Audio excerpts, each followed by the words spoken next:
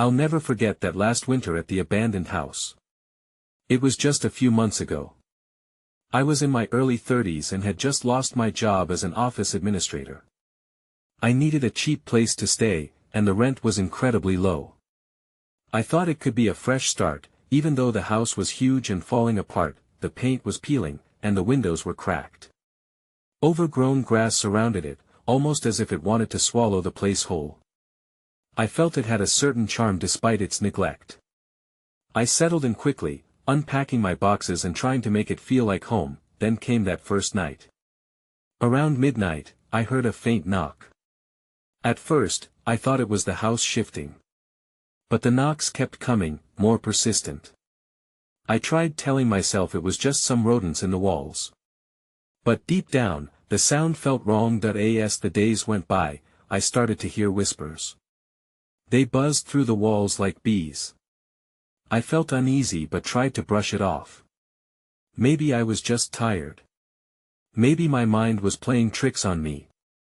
One evening, shadows darted in my peripheral vision.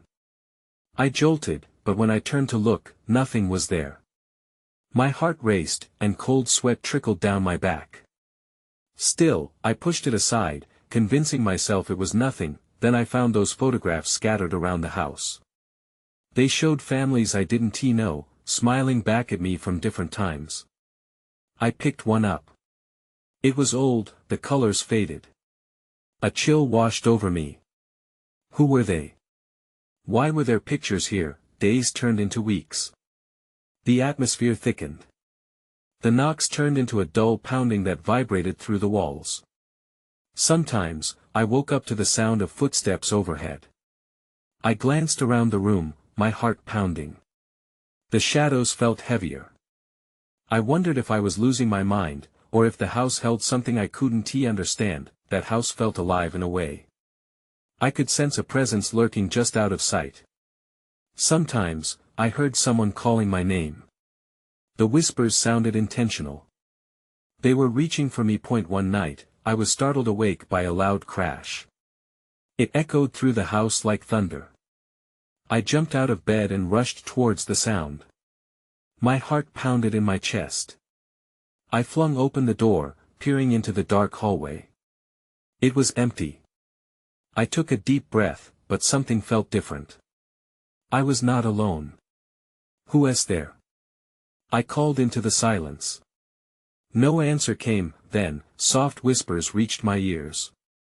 Why did you come here? I froze. The voice felt close, but I couldn't see anyone.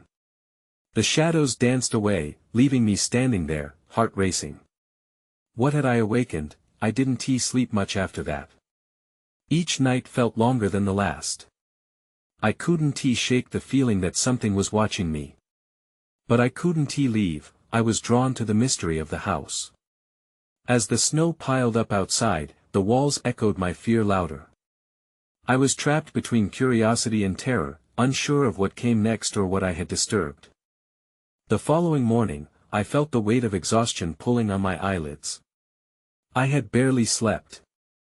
The whispers echoed in my mind like a haunting melody I couldn't shake off. I stumbled to the kitchen, hoping a cup of coffee might clear my head. But the moment I flicked the switch on the coffee maker, it sputtered and died. Frustrated, I opened the window to let in some fresh air. The cold hit me, sharp and biting. Outside, the snow had blanketed everything in white. I glanced around, half expecting to see someone watching from the trees. But there were only bare branches waving gently in the winter wind. I decided to explore the house further. I hadn't gone upstairs yet. With shaky hands, I climbed the staircase, each step creaking beneath me. Shadows seemed to swirl around me in the dim light. My heart raced with every creak. I was venturing into unknown territory. At the top of the stairs, I found a hallway lined with doors. I hesitated, each one seemed to hold its own secret. I opened the first door on my left. The room was empty except for a thick layer of dust covering the floor. Sunlight streamed through the window, illuminating the air. I paced around before closing the door behind me. Then, I turned to the room at the end of the hallway. The door was slightly ajar, as if inviting me in. I nudged it open, and the sight inside made the hair on my arms stand up. The room was filled with old furniture draped in white sheets, like ghosts hiding from the living. I stepped inside, curiosity pushing me forward. As I pulled a sheet away from a chair, I felt a rush of air behind me. I turned quickly, but no one was there. I shook off the chill and continued exploring. Underneath the dust, a small trunk caught my eye in the corner. My heart raced again. I knelt down, fingers trembling as I lifted the heavy lid. Inside were more photographs, similar to the ones I had found earlier, along with various trinkets, a locket, a broken clock, even a baby shoe. Each item stirred a sense of something lost, something that belonged to a family long gone. Then I noticed a folded piece of paper at the bottom. My hands shook as I pulled it out, unfolding it with care. It was a note scrawled in an unsteady hand: "They will never let you leave." Fear gripped me like a vice. I dropped the paper, and it fluttered to the ground. Just then, I heard it again. The whispers resumed, but now they sounded clearer, almost desperate. Help us, panic set in. I stumbled backward, knocking over a lamp. The glass shattered on the floor, echoing through the silence. I turned to flee, but the shadows felt thicker, pressing against me. I couldn't breathe. I knew I had to get out of that room. Then everything went dark. The lights flickered and died, plunging me into darkness. The whispers grew louder, surrounding me. My heart thundered in my ears. I was not alone, and this time, I could feel the presence closing in on me. Suddenly, a rush of wind swept through the room, sending furniture crashing to the ground. I bolted for the door, panic fueling my sprint. The whispers turned into screams. I had to escape. Someone or something was in the house, and it knew I was here. The door slammed shut behind me, and I stumbled into the hallway. The air felt thick as I gasped for breath. I pressed my back against the wall and tried to calm down, my heart pounding in my chest. What was happening? I had to get control. That I had no time to waste. The whispers had quieted, but the shadows still danced around me. I needed to find a way out. I glanced down the hallway, debating my next move. I could head back downstairs or check another room. The staircase loomed behind me, a dark hole I didn't want to revisit. I edged toward the first door I hadn't opened. With a gentle push, the door creaked and swung open. This room was smaller, barely larger than a closet, filled with dusty boxes stacked high. The air was heavy with the musty smell of years gone by.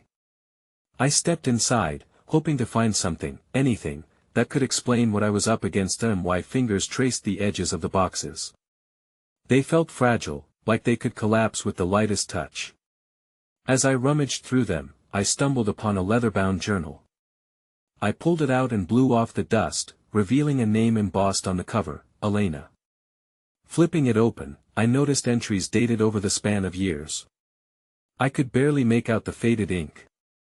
Most of it was mundane, but then I reached a passage that made my stomach twist. They come for us at midnight. No one is safe. I can hear them whispering, begging for help.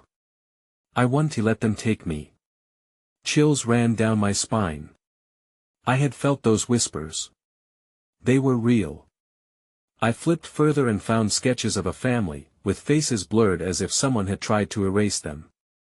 Bile rose in my throat as I came to a final entry that sent ice through my veins: "If you read this, run. Run far away. You will not escape their grasp. They will claim you too." Then, the shadows shifted again, seemingly alive. I looked up just in time to see a cold gust sweep through the room, scattering papers, and knocking over boxes. I felt the frantic urge to leave, but I was rooted to the spot. The air felt different, it pressed against me like an invisible wall. Suddenly, I was no longer alone. A figure flickered at the edge of my vision. I turned, my heart racing, but the figure was gone. I felt dizzy, like the very walls of the house were closing in on me. I dropped the journal, its pages fluttering to the ground, and bolted for the door. As I reached the hallway, the whispers returned, louder and more frantic. "We're trapped. Help us." They echoed in my mind, drowning out my thoughts. I had to move. I dashed down the stairs, each footfall heavy with dread. When I reached the bottom, I heard a faint creaking sound behind me. I dared to look back just in time to see the door I had just come through slam shut. The energy in the house shifted again, darker and more oppressive than before. That's when I noticed something on the wall, an old, dust-covered mirror. The glass was cracked, but I could still see something moving within it. I leaned closer, and my stomach lurched as the reflection changed. I wasn't alone. It showed me standing there, but behind me, I could see a faint shadow, creeping ever closer. My heart raced as realization hit me. I was trapped in a house that wanted to keep me. I stumbled backward, my breath catching in my throat. The reflection stared back at me, and the shadow grew larger, more defined. I wanted to scream, but no sound came out. I turned quickly, scanning the hallway for a way out, but the oppressive darkness seemed to swallow every direction. Then, from behind me, I heard a soft whisper, just barely audible over the rush of fear in my ears. "Help her," it pleaded. The voice was almost familiar, a comforting echo in all this chaos. I hesitated, torn between fear and a strange sense of urgency. That whisper. It reminded me of something I couldn't quite grasp. I spun back to the mirror, but the shadow had disappeared. I grasped the edge of the frame, feeling the cold wood against my skin. What did it want? The reflection returned to normal, but I still felt it watching me. I needed to find out more. Ignoring the instinct to flee, I turned and continued down the hallway. The whispers followed me, a haunting choir that never let me forget the danger I was in. Find her before time runs out. The longer I stayed, the more it felt like the house was alive, suffocating me with its dark energy. I reached another door at the end of the hall. Hesitation crept in again. Did I dare open it? I pressed my ear against the timber, straining to hear anything from the other side. Silence answered me. With a trembling hand, I twisted the knob and stepped inside. The room was dimly lit, filled with crumpled papers strewn about. This place smelled of mildew and neglect, but I could see something glimmering in the corner. I cautiously approached, my instincts screaming that this was a mistake. As I got closer, the glimmer transformed into an ornate locket, half buried under old dust. My heart raced as I picked it up. The surface was cool and smooth, and a familiar warmth washed over me as I opened it. Inside, a faded photograph of a young girl stared back. I didn't recognize her at first, but something about her felt so personal, so close that it was then that I sensed another presence in the room. I spun around, heart in my throat. "Who is there?" I called out. Fear wrapped around my words as I searched every corner, every shadow. Nothing. Just the sound of my own breathing, ragged and uneven. The whispers returned, more insistent now. "Time is short. We must hurry." I could feel the urgency radiating from them, and I couldn't ignore it. They were guiding me, forcing me to remember something important. Then, I saw movement, just a flicker in the dim light, but it made my pulse quicken. I couldn't shake the feeling that the house wanted me to figure it all out, that it was testing me somehow. That's when I heard it clearly. "She needs you. Find her." The voice pierced through the chaos, and I felt a shiver of recognition. It was the girl in the locket. A surge of determination flooded through me. I had to uncover the truth behind all this. I tucked the locket into my pocket and knew I couldn't hesitate any longer. Whatever was lurking in the shadows wouldn't wait for me to catch my breath. As I turned to leave the room, everything went dark. The whispers faded into silence, replaced by an overwhelming dread. I could feel the cold creeping in, wrapping around me. The house had sensed I was on the move, and I had never felt more aware of its sinister will. I had to escape before it consumed me. I stumbled back into the hallway, heart pounding. The darkness felt thicker, wrapping around me like a heavy blanket. I flicked on my phone's flashlight, but it barely penetrated the shadows. The whispers had quieted down, leaving an unsettling silence that grew louder with every step that I had to find the girl. The urgency pushed me forward, but doubts crept in. What if I was chasing a ghost? What if I would uncover truths I wasn't ready for? Still, the image of her faded photograph lingered in my mind, urging me onward. That I took a deep breath, steadying myself, and turned toward the next door I saw. A thin layer of dust covered the knob, and I hesitated. The house was filled with layers of neglect, each corner hiding secrets that belonged to a time long gone. I twisted the knob and stepped inside. The room was larger than I had expected, and much colder. An old rocking chair creaked gently in the corner as if someone had just left it. A massive window covered in grime let in a sliver of dim light. I scanned the area, my beam of light sweeping over walls lined with peeling wallpaper, and then I saw her. At the end of the room stood the girl from the photograph, eerily still.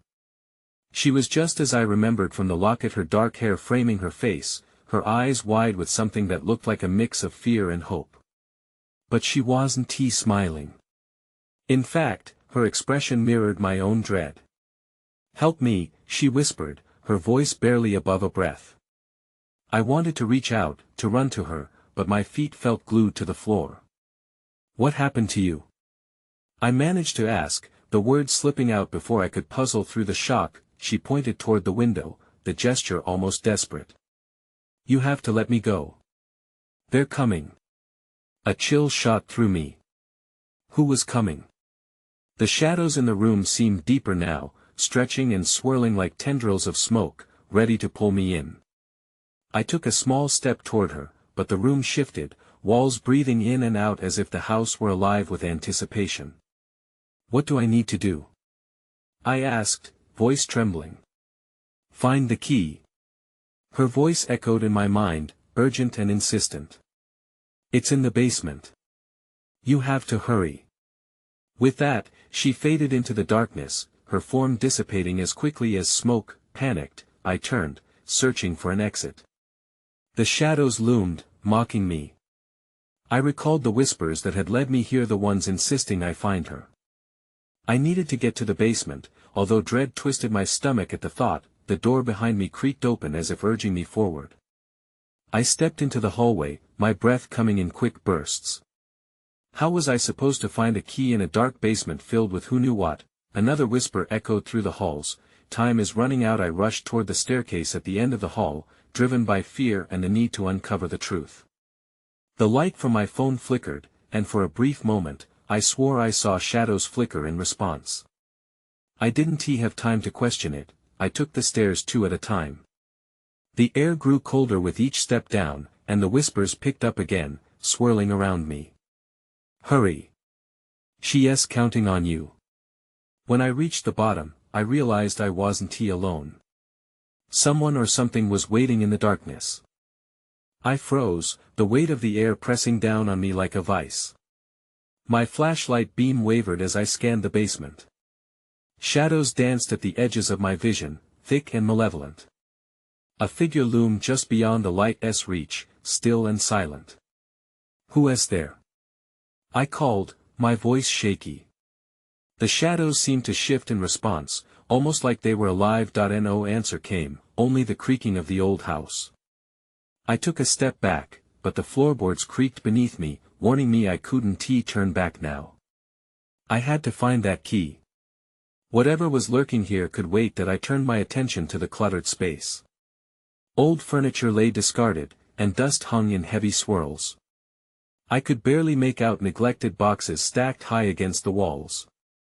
I felt an overwhelming urge to push towards them, as if something hidden within called to me. Gathering my courage, I moved closer. I felt the cold air brush against my skin. There it was again, faint whispers, like fingers tracing down my spine. "Find her," they urged, echoing the girl's plea. That I shifted a box and then another. The musty scent of decay filled my nostrils. As I rifled through the debris, I heard a soft scuffle behind me. I spun around, but saw nothing. My heart raced anew, the shadows growing thicker, almost electric. "Get a grip," I muttered to myself, trying to silence the rising panic. I took a deep breath and focused on the task at hand. I had to remember what she said about the key. Suddenly, I spotted something half buried under an old rug. I knelt to pull it aside. There it was, a rusty key, glinting like a promise of escape. My fingers brushed against it, icy to the touch, sending a jolt through my body. But then, I heard it again. Footsteps echoing behind me, slow and deliberate. Panic surged. "Who is it?" I shouted, twisting around. The basement felt impossibly dark, and my flashlight flickered, nearly going out. "Help me," a voice whispered, softer than before. It wasn't the girl. My skin prickled, and dread pooled in my stomach. I could feel something swirling around me, suffocating the air. The key slipped from my fingers as I lost sight of where it landed, vanishing in the shadows. I fumbled to find it, pulse racing. Before I could even breathe, an icy hand grasped my wrist. I pulled back, heart hammering. "Let go of me." I yanked free, stumbling backward. My feet hit something solid, and I swung my flashlight around, but the figure had melted into the darkness. I had to leave. Fear clawed at my throat. Then, from the far corner of the basement, I saw it, a door. Old and rickety, just slightly ajar. My gut twisted. That was where the whispers led me. With a last glance around, I rushed towards the door, my heart thumping in my chest. I gripped the handle, preparing to take the leap. But just then, a familiar cold breath whispered through my ear, "You shouldn't have come here." Before I could react, the door swung inward with a loud creak, revealing a deeper darkness beyond. I stepped in, unsure if I was running toward salvation or deeper into the nightmare. The door closed behind me with a soft thud, plunging me into darkness so thick I could hardly see my hand in front of my face. I stood still, waiting for my eyes to adjust, but the suffocating void pressed in on me. I could hear my breathing, quickened and sharp, echoing in the silence. Shifting my stance, I reached for my flashlight, my hands shaking. The beam flickered back to life, slicing through the darkness, revealing a narrow hallway lined with peeling wallpaper and dust-covered photographs hanging askew. Faces stared out at me, their expressions lost in time, and I shuddered. I took a step forward, the floor creaking beneath me. The sound felt loud and intrusive, a reminder that I wasn't alone in this house. The whispers grew louder here, clearer. "Help her find the key." The girl's voice rang in my ears, softer now, as if begging me to listen. I moved cautiously down the hall, the light flickering ominously.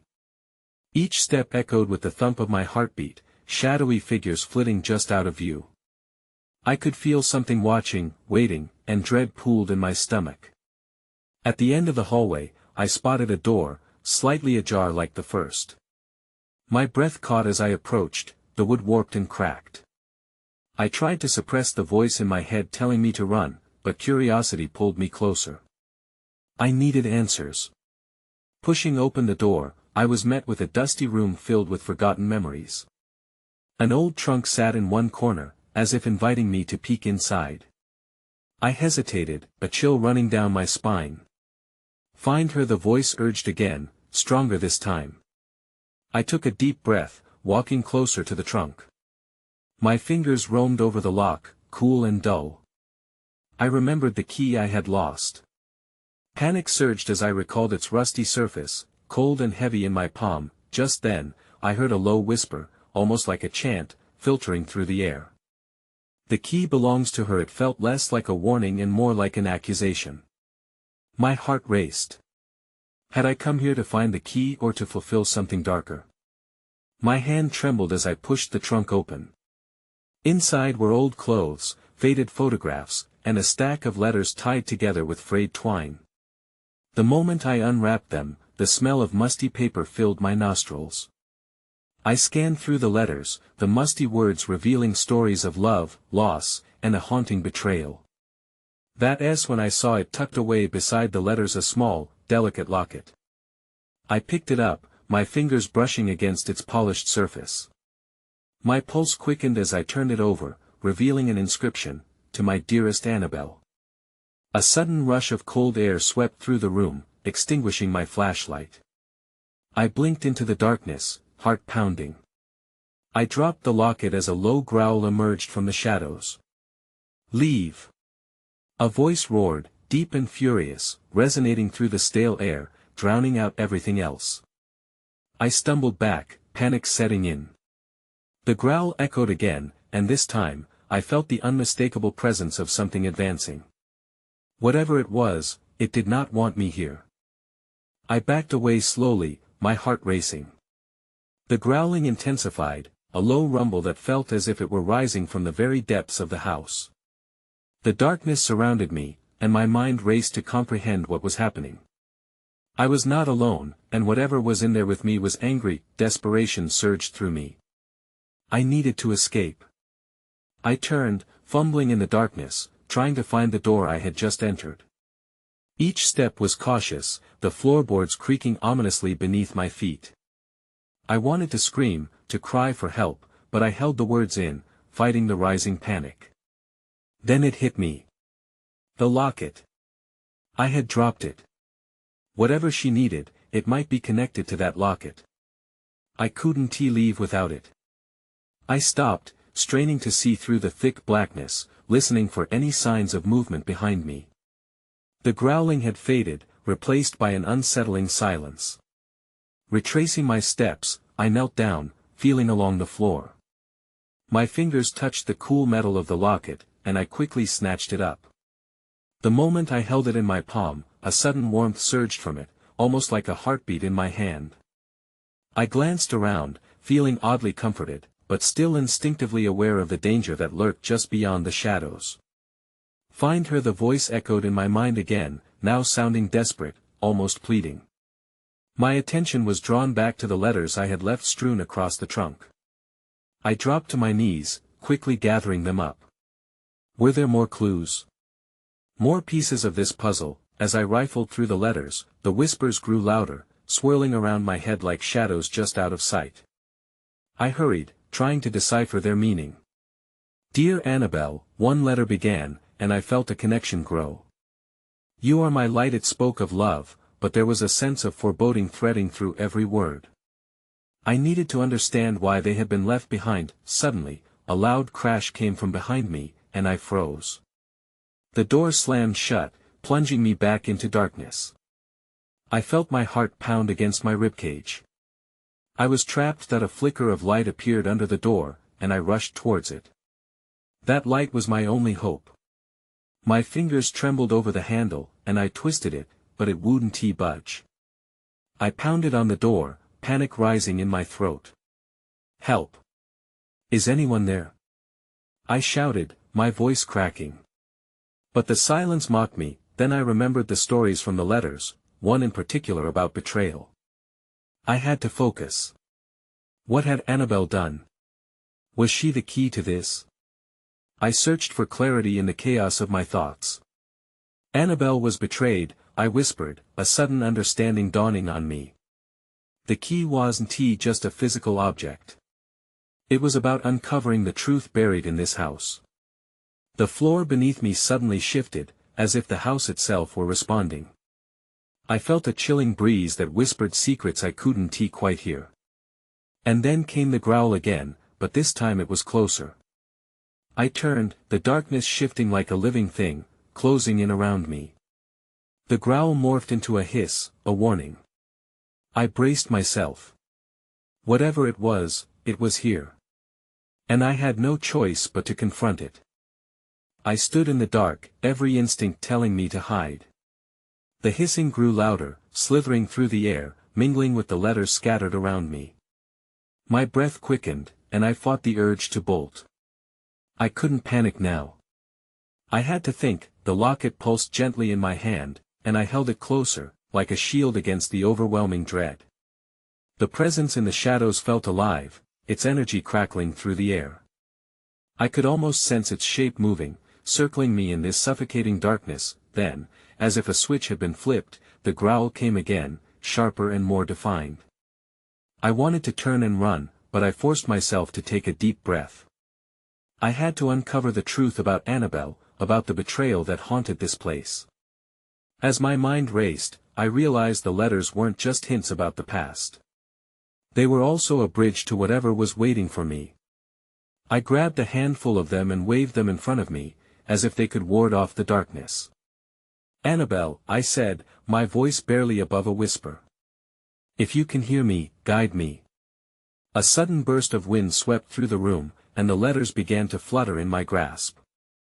I squinted into the dark, but I couldn't see anything.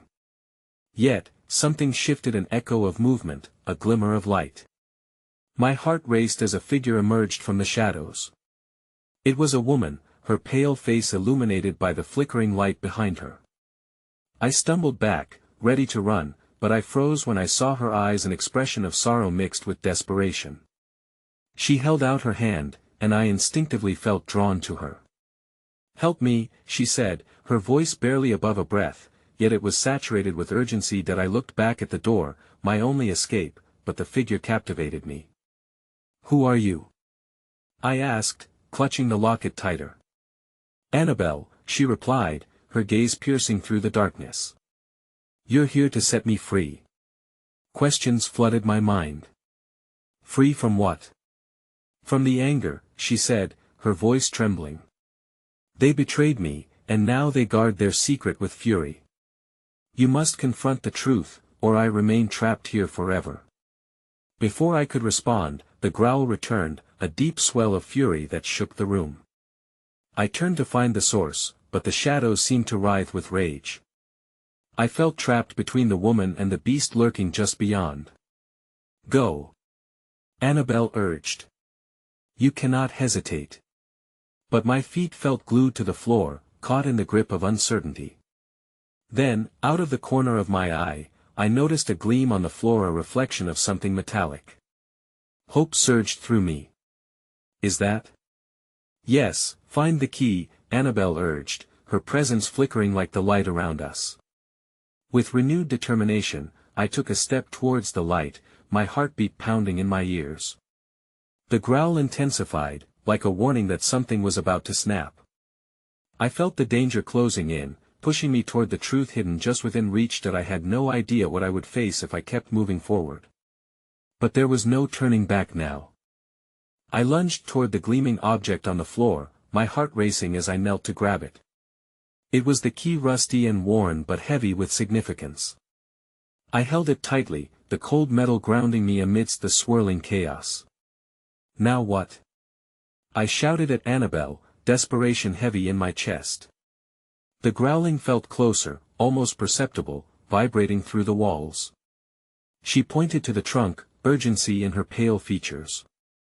"Unlock it. It's the only way to free us both." With a determined breath, I dashed back to the trunk, my flashlight flickering unnervingly as I approached. The air felt electric, charged with energies I couldn't explain. I inserted the key into the lock, hands trembling, praying it would work. The mechanism clicked, and I lifted the lid with a creak that sounded deafening in the silence. Inside, the trunk was filled with more than just letters and clothes. It glimmered with a faded locket identical to the one I already held half open, tethered with memories and trapped hopes. I felt each heartbeat echoing through the darkness, as if the house itself were holding its breath alongside me. "Take both," Annabelle whispered. "To break the curse, the truth must be revealed." I reached in and seized the second locket, and as my fingers brushed against its cold surface, images flashed before my eyes, scenes of betrayal and sorrow, threads of a life once vibrant now turned to shadows. What does this mean?" I gasped, confusion swirling within me. As I slipped it into my pocket, the growl turned into a snarl, a deep sound that threatened to consume me whole. "Trust it," Annabelle urged, stepping closer, her features softening yet growing fainter. "Show them the truth you hold." The urgency in her voice spurred me onward. I turned back to the trunk and rummaged through the letters for the final pieces of this dark puzzle.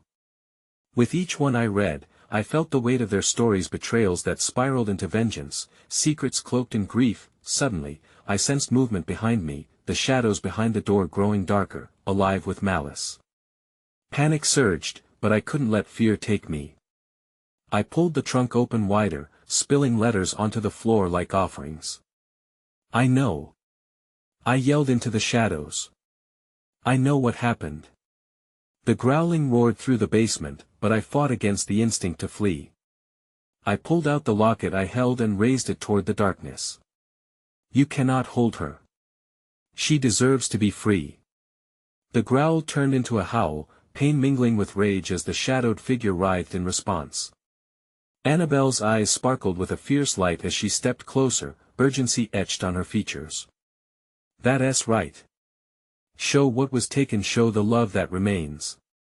With trembling fingers, I hastily dropped both lockets into the trunk, encasing their stories together. The air felt charged, sending chills through my skin. At that moment, the shadows recoiled. A shrill scream erupted from the depths of the darkness, reverberating through the walls, resonating with anger and loss. I gasped as spectral figures formed, then dissolved, twisted faces of those wronged intertwined with the shadows surrounding me. They swirled into a vortex, thrumming like electric all around the room. What is happening? I shouted, confusion clawing at me. Then I witnessed something marvelous and terrifying. The figures began to coalesce into a complete silhouette. Annabelle took form again, radiant and defiantly shining against the darkness. Remember us, she said, and I felt her holding on to the truth I had unearthed. Remember us and let our stories breathe life again. With a deafening roar, the shadows rushed toward her. I stepped back, horrified yet compelled, as the rage twisted into a final scream and then collapsed into the ground like smoke dissolving in daylight. That void left behind felt like a blanket lifting that in an instant, the swirling shadows evaporated, replaced by stillness. Annabelle's figure changed, she smiled, ethereal light glimmering in her eyes, reflecting freedom. Thank you, she whispered, her voice echoing softly through the space. She drifted toward the ceiling, fading, yet her warmth remained. Frantically looking around, I grasped the trunk as memories of the house flooded my senses. Lost souls, deep betrayals, tragic hearts, each reverberating, now softly ebbing. I remembered all the whispers, lost not to madness, but to despair. Outside, dawn broke, warm light filtering through the cracks of the old basement. As I climbed back up the stairs, the weight in my heart was lighter, though questions lingered. Had I truly freed Annabelle, or had I merely quelled the rage lingering within? I stumbled out of the front door and paused for a moment, looking back at the house standing tall against the brightening sky. I took a deep breath and walked away, each step echoing the voices of those who'd lingered there, and I knew it would haunt me, the ambiguity lingering about what I had encountered. This house that had held such dark secrets, that was once a home, but would always remain a mystery. I still think about it sometimes, wondering how many more had crossed its threshold before me. I moved to a different city after that. And sometimes, just sometimes, I wonder if the whispers still drift through those old walls, calling to the next lonely soul destined to enter.